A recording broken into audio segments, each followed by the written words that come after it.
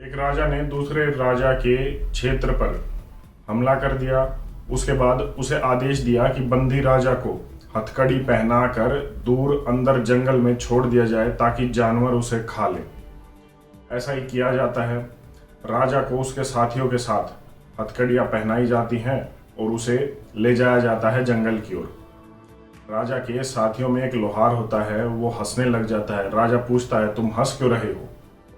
तो वो कहता है, आप चिंता मत कीजिए, जैसे ही इनके सैनिक यहाँ से जाएंगे मैं ये हथकड़ियाँ खोल दूंगा, क्योंकि मैं एक लोहार हूँ। राजा भी निश्चिंत हो जाता है। जैसे ही वो सैनिक चले जाते हैं, थोड़ी दूर जाने के बाद लोहार रोने लग जाता है। अब राजा फिर कारण पूछता है कि अब क्या हुआ। रोते रोते लोहार कहता है कि राजा जी, मैंने हथकड़ियाँ अब देखी हैं। ये हथकड़ियाँ तो मेरी ही बनाई हुई हैं। इन्हें कैसे तोड़ा जाएगा, कैसे खोला जाएगा, ये मुझे भी नहीं पता।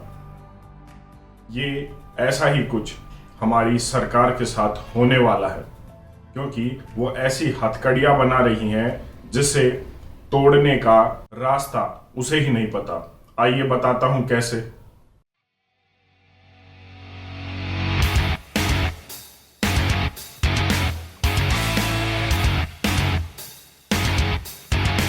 वैसे तो हमारे देश में बड़ी बड़ी बातें होती हैं कि मीडिया और प्रेस लोकतंत्र का पांचवा स्तंभ है, फिफ्थ पिलर ऑफ डेमोक्रेसी है, ये है वो है।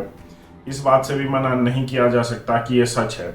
लेकिन एक और कड़वा सच है कि अगर आप सुबह से शाम तक प्रेस मीडिया न्यूज़ चैनल को देखने बैठ जाए तो आपको या तो ये पता चलेगा कि आज इस फिल्म ने इतने हजार करोड़ कमा लिए, या फिर ये पता चलेगा कि आज इस एक्ट्रेस को छींक आ गई थी। इससे ज़्यादा हमारा मीडिया कुछ दिखाता नहीं। हाँ, अगर कभी कोई पॉलिटिकल न्यूज़ दिखा दे तो चैनल का नाम लेते ही आपको ये पता लग जाएगा कि आपको इस चैनल पर सरकार का विरोध देखने को मिलेगा या फिर सरकार का समर्थन। कहने का मतलब है कि वो किस पार्टी के हैं आपको ये पता लग जाएगा। लेकिन फिर भी कुछ बातें ऐसी होती हैं कि उनकी आज़ादी ठीक ही रहती है। बोलने की आज़ादी होनी चाहिए, और यही लोकतंत्र का एकमात्र ऐसी चीज है जो उसे सबसे अलग करती है।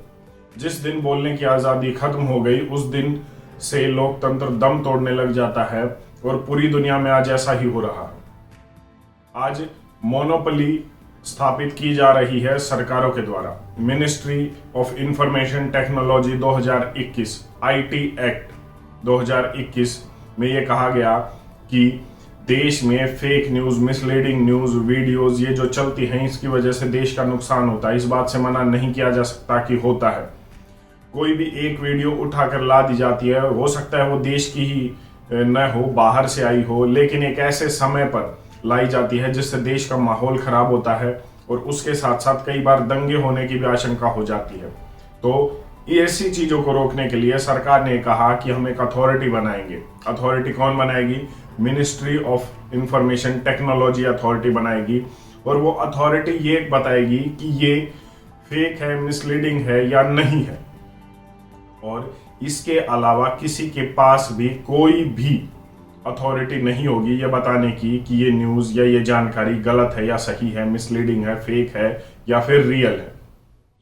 हमने देखा अभी तक क्या होता है, PIB press information bureau tweet के माध्यम से या जानकारी रिलीज करके बताता है कि ये फेक न्यूज़ चल रही है, इस पर अफवाहों पर ध्यान ना दे। लेकिन मिनिस्ट्री ऑफ इंफॉर्मेशन टेक्नोलॉजी ने अपने इस सर्कुलर में कहा है कि ये क्लियर नहीं हम किस अथॉरिटी बनाएंगे, लेकिन एक अथॉरिटी बनने वाली है। अब यहाँ पर कुछ समस्याएं बाहर आती हैं। समस्या क्या? कि इस एक अथॉरिटी के अलावा किसी को भी ये पावर नहीं होगी कि वो ये बताए कि ये फेक है, रियल है या नहीं है।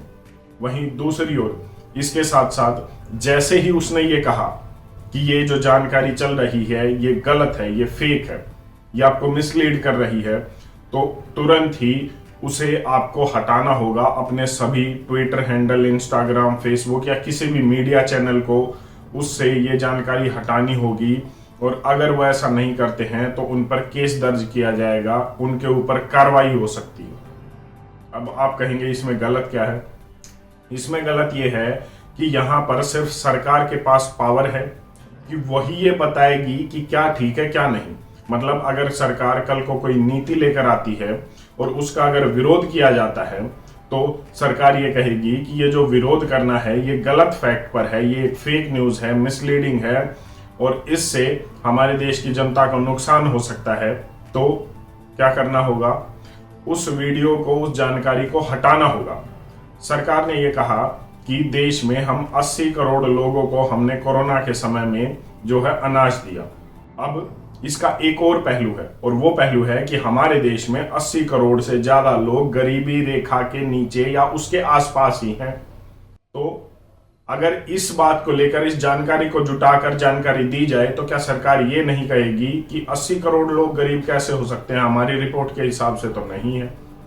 तो सरकार उसे गलत कह सकती है, फेक कह सकती है और आपको ऐसा करने पर हो सकता है जो है जेल में डाल दे या फिर न्यूज मीडिया के लाइसेंस रद्द कर दे। ये शुरुआत है, हो सकता है आप इसकी गहराई तक नहीं पहुंच रहे हो, लेकिन ये वो मोनोपोली है, वो अथॉरिटेरियन पावर है, वो डिक्टेटरशिप है जिसके लिए आपको आने वाले समय में बहुत सारी परेशानियां आपके लिए खड़ी होने वाली हैं। हाँ, जिन्हें सरकार का विरोध नहीं करना, चाहे वो ठीक हो या गलत हो, उनके लिए कोई समस्या नहीं है, क्योंकि इस देश में जब अंग्रेज थे तो अंग्रेजों की गलत नीतियों का विरोध न करने वालों के लिए इस देश में सब कुछ ठीक चल रहा था। दिक्कत तो भगत सिंह जैसे लोगों को थी, दिक्कत तो नेताजी सुभाष चंद्र जैसे लोगों को थी जो उनकी गलत नीतियों के खिलाफ आवाज उठा रहे थे। परेशानी तो उन्हें हुई थी। ठीक उसी तरीके से अब भी परेशानी सिर्फ गलत नीतियों का विरोध करने वालों को होगी। चुपचाप रहकर उन्हें सहन करना या फिर उनका समर्थन करना, उनके लिए कोई समस्या खड़ी नहीं होने वाली है। लेकिन सवाल ये उठता है कि उसके बाद क्या फर्क रह जाएगा लोकतंत्र में या फिर चाइना जैसी डिक्टेटरशिप में।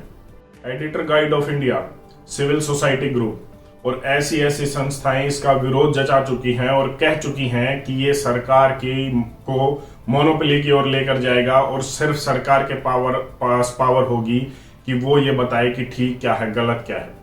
आज वैसे ही YouTube भी डिलीट कर देता है कॉन्स्पिरेसी थ्योरीज के नाम पर। पिछले 2 साल से हमारी भी काफी वीडियोस डिलीट हुई हैं, लेकिन वो कॉन्स्पिरेसी थ्योरी आने वाले समय की रियलिटीज हैं। वो चीजें, ये जो संस्थाएं हैं, सिविल सोसाइटी ग्रुप जैसी संस्थाएं, ये कह रही हैं कि सिर्फ अगर सरकार के पास पावर होगी तो वो खुद ही तय करेगी कि उसे अपने देश में क्या चलाना है, क्या नहीं, लोगों को क्या बताना है, क्या नहीं। आज चाइना में हो क्या रहा है, यही तो हो रहा है। चाइना की सरकार तय करती है कि वहां के लोगों को क्या बताया जाए, क्या नहीं बताया जाए, उनसे क्या छुपाया जाए, उनको क्या दिखाया जाए, ये वही तय करती है। तो क्या ये लोकतंत्र है? और सवाल सिर्फ यही रहता है कि अगर ऐसा था तो फिर अंग्रेज क्या बुरे थे? क्योंकि बोलने की आजादी ना तो तब थी और ना ही इसके बाद होगी। आज सुधीर चौधरी 2000 के नोट में माइक्रोचिप का ऐलान कर देता है और अगर वो सैटेलाइट को भी बता दे कि इसमें सैटेलाइट भी होगी तो कुछ नहीं होता। और मनीष कश्यप, एक यूट्यूबर जो वायरल वीडियोस जो है दिखाता है, हो सकता है वो फेक हो, अभी उस पर जांच चल रही है, उस पर NSA लगा दिया जाता है, राष्ट्रद्रोह का मामला लगा दिया जाता है, तो ये कहां तक ठीक है? जांच होनी चाहिए। अगर वो वायरल वीडियोस गलत थी तो उस पर जांच होनी चाहिए और कानून के हिसाब से उसके खिलाफ कार्रवाई होनी चाहिए।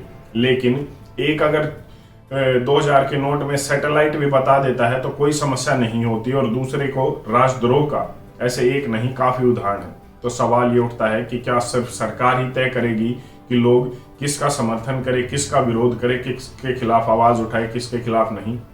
आप खुद तय कीजिए। धन्यवाद। जय हिंद।